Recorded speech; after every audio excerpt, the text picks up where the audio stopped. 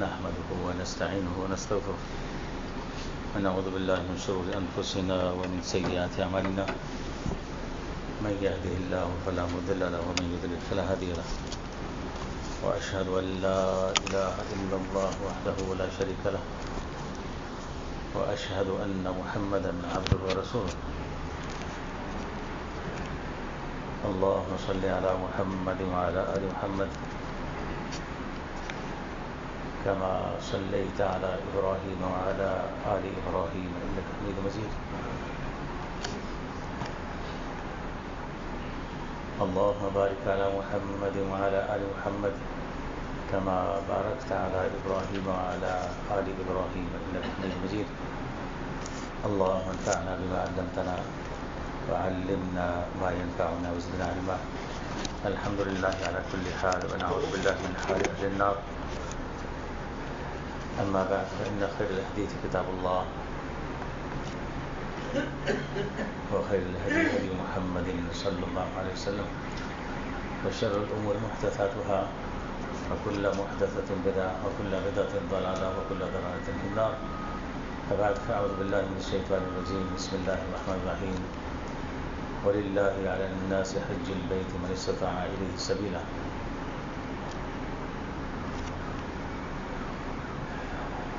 دین اسلام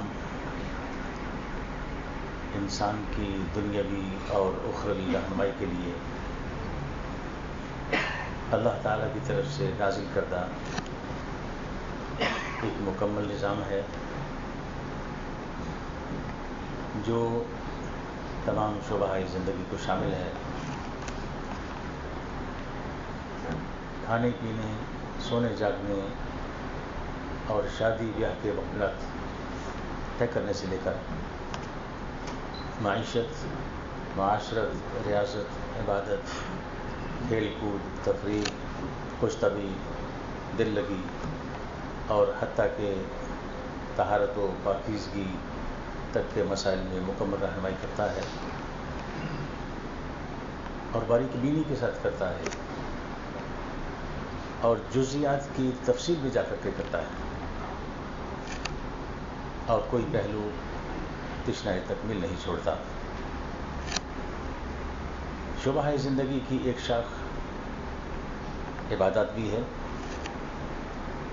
اور عبادات جہاں انسان کی اخروی زندگی کے لیے ضروری ہیں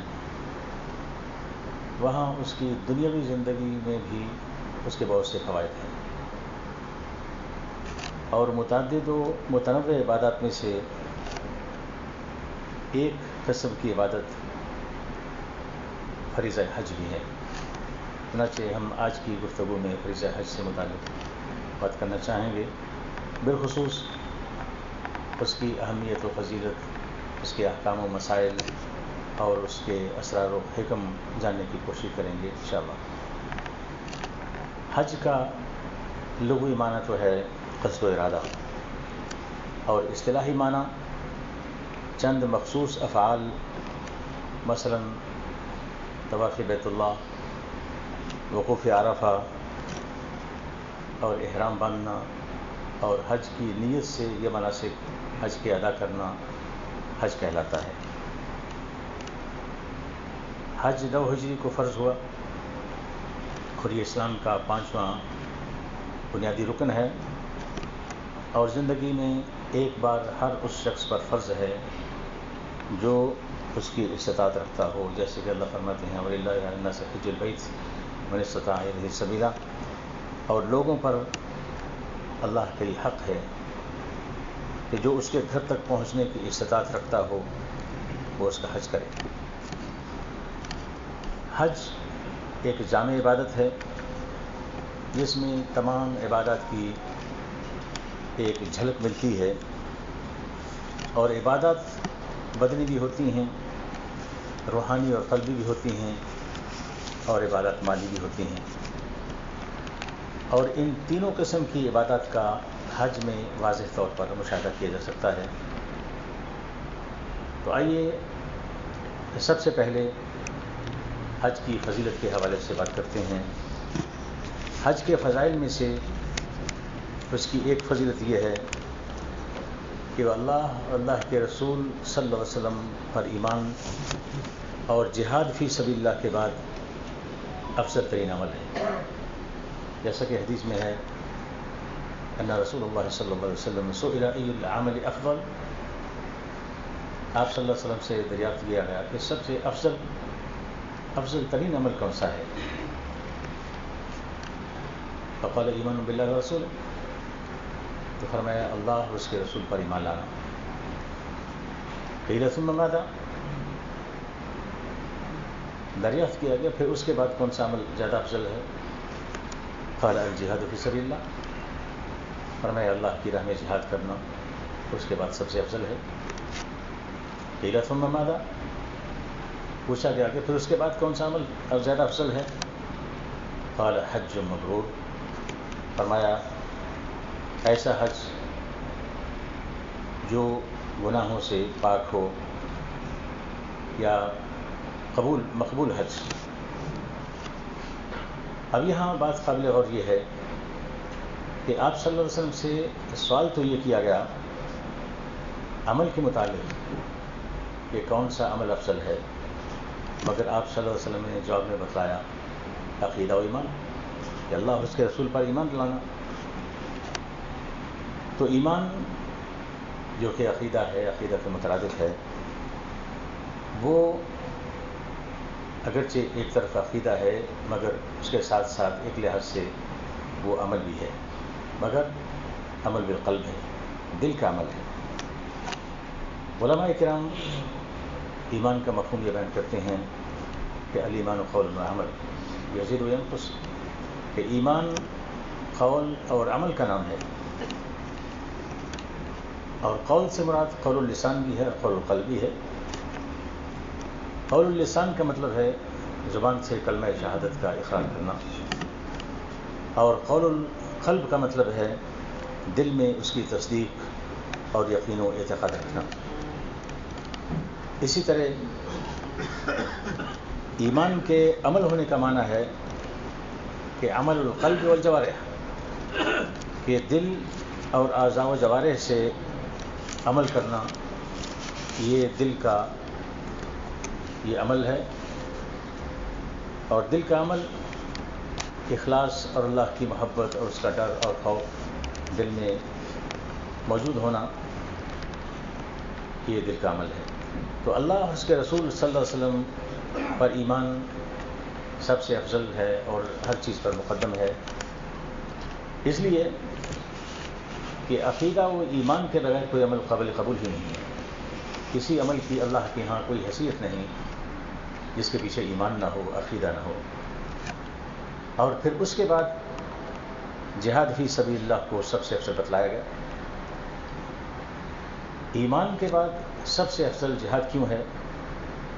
اس لیے کہ جہاد کو اللہ کے دین کی سربلندی کے لیے جہاد کیا جاتا ہے. جہاد اللہ کے دین کی حفاظت کا نام ہے. چنانچہ اس حدیث میں جہاد کو حج پر مقدم رکھا گیا ہے. اور مقدم کیوں نہ ہو؟ جب دینی سرحدیں محفوظ نہ ہوں گی اور جغرافیائی سرحدیں محفوظ نہ ہوں گی، شہری خوف و دہشت زدہ ہوں گے، تو فضائل اعمال کی نوبت ہی کب آئے گی؟ چنانچہ اس کی اہمیت کے پیش نظر اس کا یعنی جہاد کا بہت بڑا اجر و انعام رکھا گیا ہے. جیسے کہ حدیث میں ہے کہ صرف جہاد کرتے ہوئے رات کو پہرا دینا یہ اتنا بڑا عظیم عمل ہے اور اتنا بڑا اس کا اجر ہے. فرمایا رباط یوم فی سبیل اللہ خیر من الدنیا وما علیہا، کہ صرف ایک دن اللہ کی راہ میں جہاد کرتے ہوئے پہرا دینا دنیا وما علیہا سے بہتر ہے. اور ایک حدیث میں ہے رباط یوم ولیلہ خیر من صیام شہر وقیام، کہ ایک دن اور رات کا رباط یعنی مورچے پر پہرا دینا مہینہ بھر کے روزے رکھنے اور ان کی راتوں کو قیام کرنے سے بہتر ہے. وَإِمَّا تَفِيهِ جَرَى عَلَيْهِ عَمَلُهُ الَّذِي كَانَ يَعْمَلُ، اور اگر اسی حالت میں پہرا دیتے ہوئے فوت ہو جائے تو اس کا وہ عمل جاری رہے گا جو وہ عمل کر رہا تھا. وَأُجْرِيَ عَلَيْهِ رِزْقُهُ، اور اس کا رزق جاری کر دیا جائے، یعنی جو رزق شہیدوں کو دیا جاتا ہے وہ اس کا رزق جاری کر دیا جائے گا۔ وَأَمِنَ الْفَتَّانِ، اور فتنے والے سے وہ محفوظ رہے گا۔ اب فتنے والا کیا ہے؟ قبر میں جو فرشتے آتے ہیں، منکر نکیرن آتے ہیں، وہ اس شدت سے ڈانٹ کر آدمی سے سوال کرتے ہیں کہ آدمی گھبرا جاتا ہے اور آزمائش اور امتحان میں مبتلا ہو جاتا ہے۔ تو ایسا شخص جو اللہ کی راہ میں صرف پہرا دیتا ہے وہ اس فتنے سے محفوظ رہے گا، قبر کے فتنے سے محفوظ رہے گا۔ فرشتے ایسے آدمی کے لیے نہیں آئیں گے اسے سوال کرنے کے لیے، اس لیے کہ اس کے امتحان کے لیے مورچے پر پہرا دینا ہی کافی ہے، وہ بہت بڑا امتحان ہے۔ اور یہ اللہ کی راہ میں جہاد کرتے ہوئے مورچے پر پہرا دینے والے کے لیے اللہ تعالیٰ کی طرف سے بہت بڑا انعام ہے، بہت بڑا اعزاز ہے، اور یہ ایک خصوصی معاملہ ہے، ورنہ عام انسانوں کے لیے اللہ تعالیٰ کا ایک دوسرا نظام ہے، دوسرا قانون ہے، اور وہ یہ ہے، آپ سب جانتے ہیں، حدیث میں آتا ہے، آپ صلی اللہ علیہ وسلم فرمایا اذا مات الانسان انقطع عمله الا من ثلاث، انسان جب فوت ہو جاتا ہے تو اس کے عمل منقطع ہو جاتے ہیں، ختم ہو جاتے ہیں۔ صدقۃ جاریہ، ایک صدقہ جاریہ جو اس نے پہلے سے کر رکھا ہے، جو مستقل اس کا ثواب پہنچتا رہتا ہے، وعلم ينتفع به، یا ایسا علم اس نے پڑھایا ہو جس سے لوگوں کو فائدہ ہوتا ہو، وولد صالح يدعو له، یا نیک اولاد ہے جو اس کے لیے دعا کرے۔ یہ صرف 3 عمل اس کے مرنے کے بعد جاری رہتے ہیں جن کا ثواب، ورنہ عام آدمی کے عمل منقطع ہو جاتے ہیں، مگر اللہ کی راہ میں جہاد کرتے ہوئے پہرا دینے والے کا عمل بھی جاری رہتا ہے، اس کا عمل منقطع نہیں ہوتے۔ لہذا اللہ اور اللہ کے رسول صلی اللہ علیہ وسلم پر ایمان کے بعد سب سے افضل عمل جہاد فی سبیل اللہ ہے، اور پھر اس کے بعد حج کو سب سے افضل عمل قرار دیا گیا ہے، اور حج کو ایمان اور جہاد کے بعد سب سے افضل عمل اس لیے قرار دیا گیا ہے کہ حج کا عمل تمام عبادات کا مجموعہ ہے، اس میں قولی، بدنی، قلبی اور مالی عبادات شامل ہیں، اور حج کے عمل پر بڑا بڑا اجر و انعام اللہ تعالیٰ نے رکھا ہے، گویا کہ وہ اعمال اللہ تعالیٰ کو بہت زیادہ محبوب ہیں اور پسندیدہ ہیں، اس لیے بہت بڑا انعام رکھا ہے۔ مثلا حج کا ایک سب سے اہم رکن جو کہ اتنا اہم ہے کہ اسے اصل حج کہا گیا ہے، جیسے کہ حدیث میں ہے، آپ صلی اللہ علیہ وسلم نے فرمایا الحج عرفہ، کہ حج ہی اصل میں عرفہ ہے، عرفہ ہی اصل میں حج ہے۔ تو عرفہ کا دن ایک ایسا عظیم دن ہے کہ اس دن کا ایک دن کا روزہ رکھنے سے 2 سال کے گناہ معاف کر دیے جاتے ہیں، جیسے کہ حدیث مشہور حدیث ہے، ان رسول اللہ صلی اللہ علیہ وسلم سئل عن صوم یوم عرفہ، کہ آپ صلی اللہ علیہ وسلم سے عرفہ کے روزے کے بارے میں پوچھا گیا، فقال یکفر السنۃ الماضیۃ والباقیہ، فرمایا کہ اس سے گزرے ہوئے 1 سال اور آنے والے 1 سال کے گناہوں کا کفارہ ہوتا ہے۔ یہ کتنا عظیم عمل ہے۔ علماء کرام نے اس حدیث سے ایک لطیف نقطہ اخذ کیا ہے کہ اگر کسی شخص کو عرفہ کا روزہ رکھنے کی توفیق مل جاتی ہے اور وہ عرفہ کا روزہ اس طرح رکھتا ہے ایمان اور احتساب کے ساتھ، یعنی اس کا ایمان ہے کہ اس کا اجر ملتا ہے، وہ اللہ کے رسول صلی اللہ علیہ وسلم کی بات پر ایمان لاتے ہوئے اور اجر کی امید رکھتے ہوئے روزہ رکھتا ہے اور اس کا وہ عمل قبول ہو جاتا ہے، تو یہ اس بات کی طرف اشارہ ہوگا کہ وہ اللہ کے فضل سے آئندہ سال بھی انشاءاللہ زندہ رہے گا، کیونکہ آئندہ سال کے گناہوں کے کفارے کی خوشخبری دی گئی ہے اس حدیث میں، اس کا مطلب ہے وہ زندہ رہے گا۔ اور عرفہ کے دن کی ایک فضیلت یہ بھی ہے کہ اس دن اللہ تعالیٰ سب سے زیادہ لوگوں کو جہنم سے آزاد کرتے ہیں، جیسے کہ حدیث میں ہے، آپ صلی اللہ علیہ وسلم فرمایا ما من یوم اکثر من ان یعتق اللہ فیہ عبدا من النار من یوم عرفہ، کہ کوئی دن ایسا نہیں جس میں اللہ تعالیٰ عرفہ کے دن سے زیادہ لوگوں کو جہنم سے آزاد کرتے ہیں۔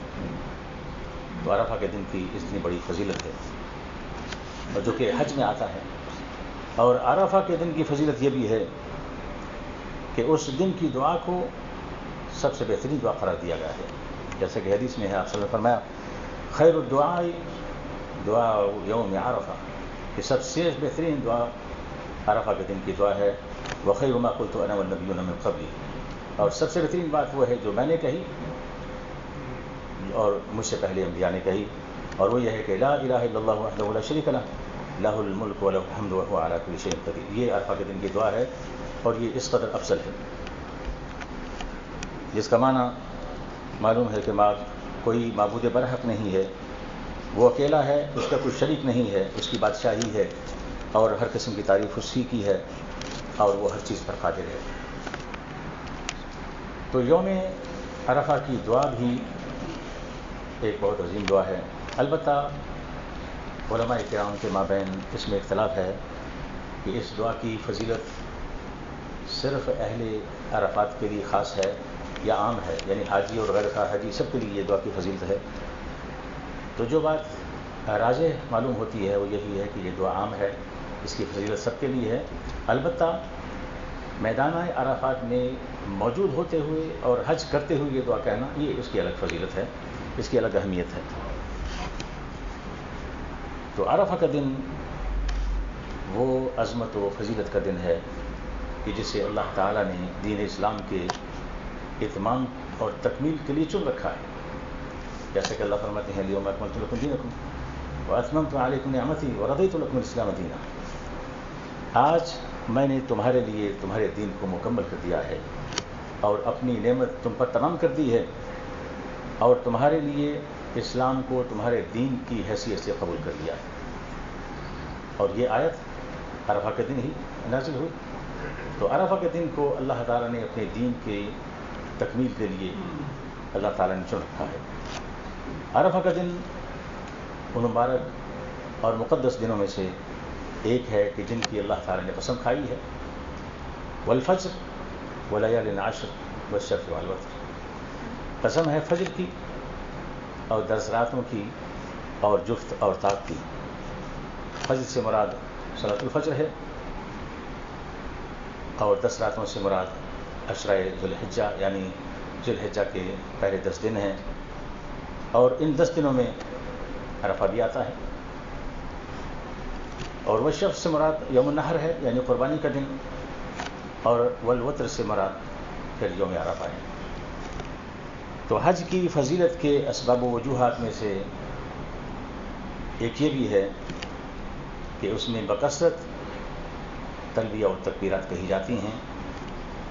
اور تلبیہ اور تکبیرات کی ایک فضیلت گزشتہ میں بھی ہم نے سنی، جو کہ حدیث ہے جس میں آپ صلی اللہ علیہ وسلم فرمایا ما احل محل قط الا بشر ولا کبر مکبر قط الا بشر، کہ جب بھی کوئی تلبیہ کہنے والا تلبیہ کہتا ہے تو اسے بشارت دی جاتی ہے، اور جب بھی کوئی تکبیر کہنے والا تکبیر کہتا ہے تو اسے بشارت دی جاتی ہے. قیل بالجنہ، پوچھا گیا کہ کیا جنت کی بشارت دی جاتی ہے؟ قال نعم، فرمایا ہاں. تو یہ حج کی فضیلت کا ذکر ہو رہا ہے کہ حج اس قدر افضل کیوں ہے.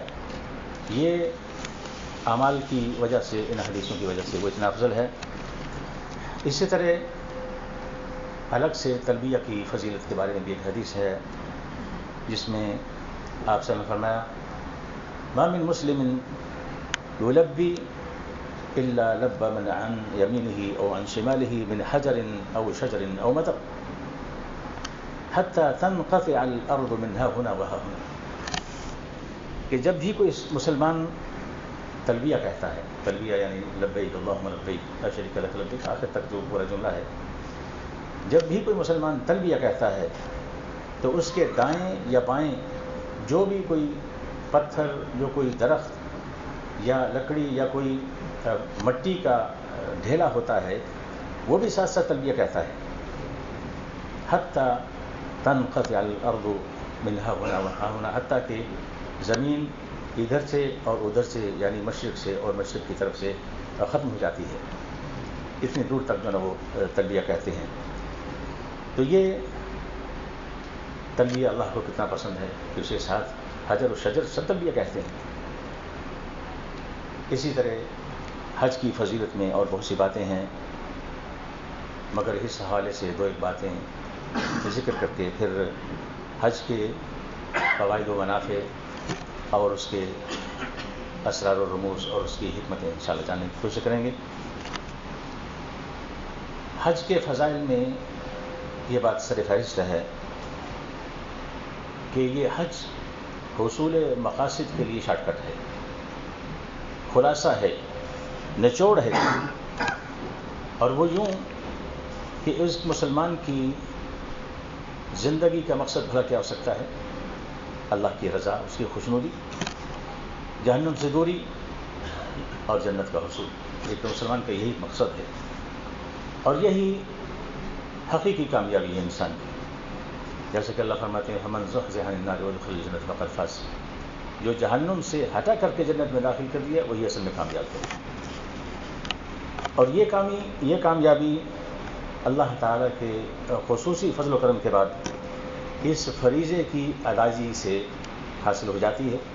جیسا کہ حدیث میں ہے آپ صلی اللہ علیہ وسلم فرمایا من حج فلم يرفث ولم يفسق رجع كيوم ولدته امه.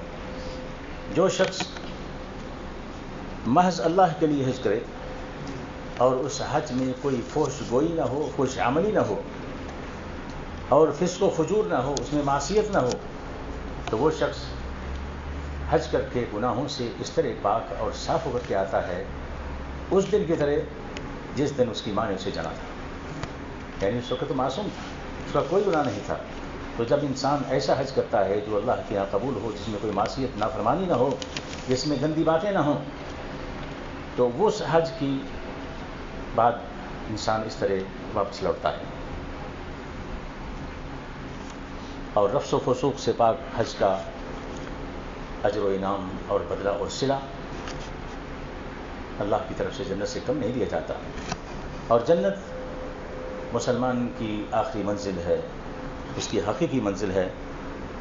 چنانچہ حج کے بدلے میں، اس کے صلے میں اللہ تعالیٰ اسے جنت سے نوازتے ہیں. جیسے کہ حدیث میں ہے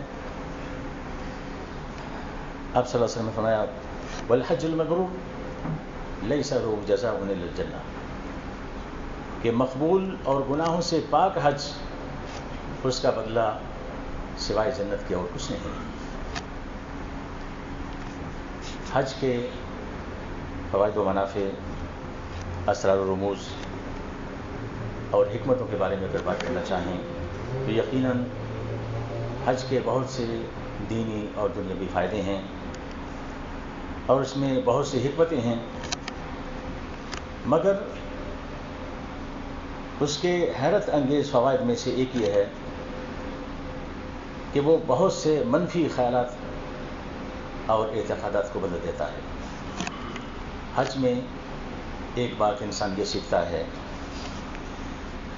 کہ بہت سی ایسی چیزیں جنہیں انسان اپنے لیے، اپنی زندگی کے لیے ناگزیر سمجھتا تھا، کہ ان کے بغیر زندگی گزارنے کا تصور بھی نہیں کر سکتا تھا، ان پر کوئی کمپرومائز نہیں کر سکتا تھا، ان سے بے نیازی نہیں برت سکتا تھا، کیونکہ وہ ان کا عادی ہو چکا تھا. وہ کام اس کی فطرت ثانیہ بن چکے تھے، چنانچہ وہ ان سے ہرگز مستغنی نہیں ہو سکتا تھا. لیکن جب وہ متعدد کئی روز تک ایک ایسے ماحول اور ایسی کیفیت میں وقت گزارتا ہے جو اسے ماضی سے ملا جاتا ہے، جو اسے 1400 سال پیچھے لے جاتا ہے، جو اس کے لیے قرن اول کے مسلمانوں کے نقش قدم پر چلنے کی راہ ہموار کرتا ہے، بلکہ اس پر گامزن کر دیتا ہے، جو اثناء حج میں کی جانے والی دعاؤں کو زبان کے ساتھ، تصدیق قلبی کے ساتھ ادا کرتا ہے، اور اس فقیرانہ حلیے کو تصور آخرت کے ساتھ دل کی گہرائیوں سے اپناتا ہے اور اس کو کیفیت کو اپنے اوپر طاری کرتا ہے، تو پھر بدل جاتا ہے. اور ایسا بدل جاتا ہے کہ اب وہ مکمل طور پر ایک دوسری شخصیت کا روپ دھار لیتا ہے. اب اس کا شوق اس کی لگن، اس کی پسند اور ناپسند سب کچھ بدل چکا ہوتا ہے۔ فریضہ حج انسان سے اس کا ماضی چھین لیتا ہے، اس کا سابقہ ماحول اس سے چھین لیتا ہے، اس کا طرز زندگی بدل جاتا ہے۔ پہلے اس کے شب و روز دنیا داری میں گزرتے تھے، لوٹ کھسوٹ میں گزرتے تھے، ہیرا پھیری میں گزرتے تھے، لوگوں کی غیبت اور دل آزاری میں گزرتے تھے، اظہار احسانی میں گزرتے تھے، حلال اور حرام کی فکر و تمیز کے بغیر گزرتے تھے، دین سے اعراض کرتے ہوئے گزرتے تھے۔ مگر اب اس کے شب و روز ذکر و اذکار میں گزرتے ہیں، توبہ و استغفار میں گزرتے ہیں، تلافی معافات میں گزرتے ہیں، غرضے کہ وہ مکمل طور پر بدل چکا ہوتا ہے، اور وہ تبدیلی ہی اس کے قبول حج کی ظاہری علامت میں سے ایک ہوتی ہے۔ اگر حج سے پہلے کی شخصیت اور حج کے بعد کی شخصیت، اور حج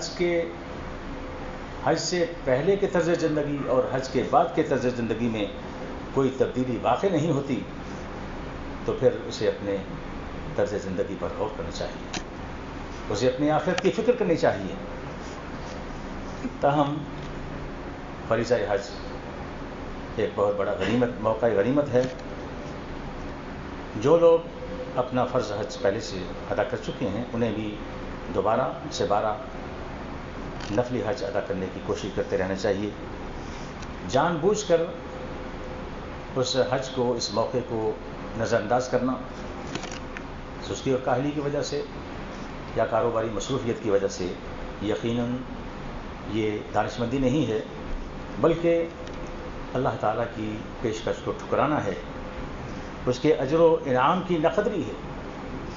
اس لیے حج کی فضیلت میں اور بہت سی باتیں ہیں، آیات ہیں، احادیث ہیں، بس دعا ہے کہ اللہ تعالیٰ ہمیں اسے سمجھنے